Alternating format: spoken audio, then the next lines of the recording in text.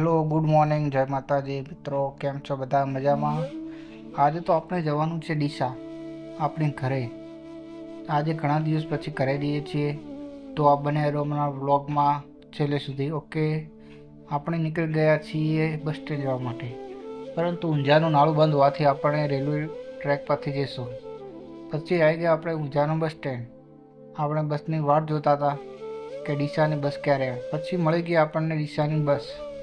પછી ડીસાની બસમાં બેઠા આપણે, એટલે આપણે વાટ જોતા હતા કંડક્ટરની, ક્યારે આવે ટિકિટ લે. પછી ટિકિટ લઈ લીધી આપણે છેવટે. પછી આપણે લઈ લીધી ટિકિટ, અને ટિકિટને જોઈને એક ગીત યાદ આવી ગયું. લીધી બસની ટિકિટ, મળી બાજુવાળી સીટ, જોઈ તની યાદ આવી જૂની મારી પ્રીત. પછી આપણે ધીમે ધીમે નીકળી ગયા, અને આપણે જોઈ શકીએ છીએ ઊંઝા હાઈવે પર કેટલું ટ્રાફિક છે. આજે તો ઘણું ટ્રાફિક હતું, અને ઘણી બધી ગાડીઓ અને સાધનો ટ્રાફિકમાં ફસાયેલા હતા. તો આપણે હું બતાવું આગળનો નજારો કે કેવું હતું વાતાવરણ અને કેવો હતો રસ્તો. તો જોઈ શકો છો આપ મિત્રો, ઊંઝામાં ટ્રાફિક છે, પરંતુ આગળનો સીન તમને હું બતાવીશ. પછી મિત્રો આવી ગયો સિદ્ધપુર. સામે રસ્તો જાય છે, સિદ્ધપુર શહેરમાં જાય છે, અને બિંદુ સરોવર બાજુ પણ એ જ રસ્તો જાય છે. પછી આપણે ધીમે ધીમે આગળ વધી ગયા. પછી સિદ્ધપુરના આગળના સર્કલથી બસ વળી ગઈ સિદ્ધપુરના બસ સ્ટેન્ડમાં. આમ તો મેં પહેલી વાર સિદ્ધપુરનું બસ સ્ટેન્ડ જોયું, કારણ કે બસો સિદ્ધપુરના બસ સ્ટેન્ડમાં આવતી નથી, પરંતુ હવેથી બસો આવવા માંડી છે. આપ જોઈ શકો છો સિદ્ધપુરનું બસ સ્ટેન્ડ કેવું છે. પછી આપણે નીકળી ગયા ડીસા તરફ આગળ, અને આવી ગયું ઇન્ડિયન ઓઇલનું સર્કલ.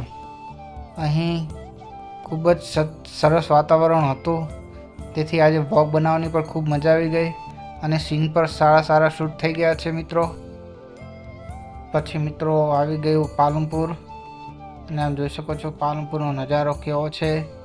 પાલનપુર આવો એટલે આપણે જોઈ શકો છો કે વિવિધ પ્રકારની હોટલો અને ધાબાઓ આપણને હાઈવે પર જોવા મળી શકે છે.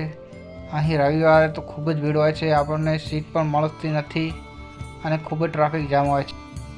પછી બસ પહોંચી જાય છે પાલનપુર બસ સ્ટેન્ડમાં. આપ જોઈ શકો છો પાલનપુરનું બસ સ્ટેન્ડ ખૂબ જ સરસ બનાવ્યું છે.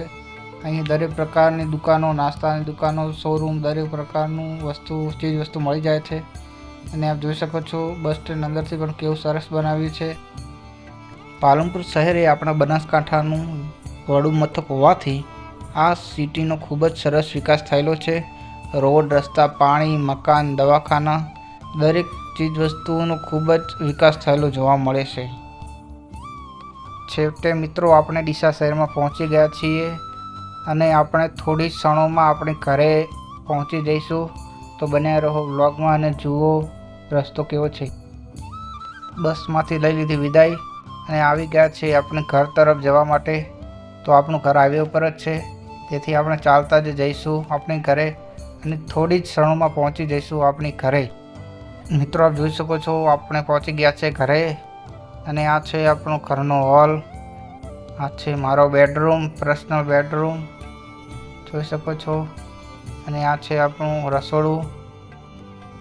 આ બીજો રૂમ છે, આ સ્ટોર રૂમ, આ છે રસોડું. ઘરે આવતાની સાથે કામ ચાલુ થઈ ગયું.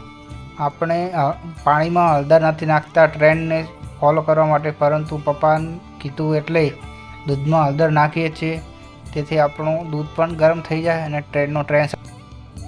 પછી હું મિત્રો આપણે દૂધને ગરમ કરીને ગ્લાસમાં કાઢી દીધું છે, અને ધીમે ધીમે આપણે દૂધ ઢોળાની રીતે દૂધ ગ્લાસમાં કાઢી દીધું. દૂધ તો ગરમ કર્યું મિત્રો, પણ આપણે ઢાંકવાનું ભૂલી ગયા હતા, તો અંદર મચ્છર પડી શકે છે. તો પપ્પાએ કીધું કે જા બેટા રકાબી લઈ આવે, એટલે આપણે રકાબી ઢાંકી.